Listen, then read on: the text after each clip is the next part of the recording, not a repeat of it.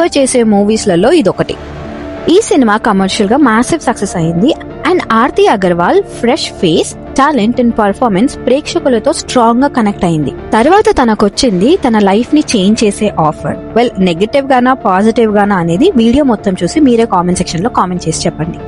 నువ్వు లేక నేను లేను మూవీ చాలా ఫ్రెష్ గా అండ్ కనెక్టింగ్ స్క్రిప్ట్ తో ఉండటం వల్ల, తరుణ్ అండ్ ఆర్తి చాలా బాగా యాక్ట్ చేయటం వల్ల ఆడియన్స్ రాధాకృష్ణ క్యారెక్టర్స్ ప్లేస్ లో వాళ్ళని వాళ్ళు ఇమాజిన్ చేసుకుని అంతగా ఇంపాక్ట్ చూపించడం వల్ల ఈ మూవీకి ఆడియన్స్ చాలా ఈజీగా కనెక్ట్ అయ్యారు అండ్ ఈ మూవీ కూడా బ్లాక్ బస్టర్ హిట్ అయింది. ఈ టైం ఫ్రేమ్ లోనే తెలుగు ఇండస్ట్రీలో ఆర్తి అగర్వాల్ యొక్క ఫేమ్ ఇన్స్టెంట్ గా 2 మూవీస్ తోనే గ్రో అయింది. నువ్వు లేక నేను లేను సక్సెస్ తర్వాత ఆమె పాపులారిటీ ఆకాశానికి పెరిగింది. తర్వాత లైన్ లో ఒకదాని తర్వాత ఒకటి మూవీ ఆఫర్స్ వచ్చాయి. చివరికి టాలీవుడ్ లోనే టాప్ అండ్ లీడింగ్ హీరోయిన్స్ లో ఒకటిగా మారింది ఆర్తి అగర్వాల్.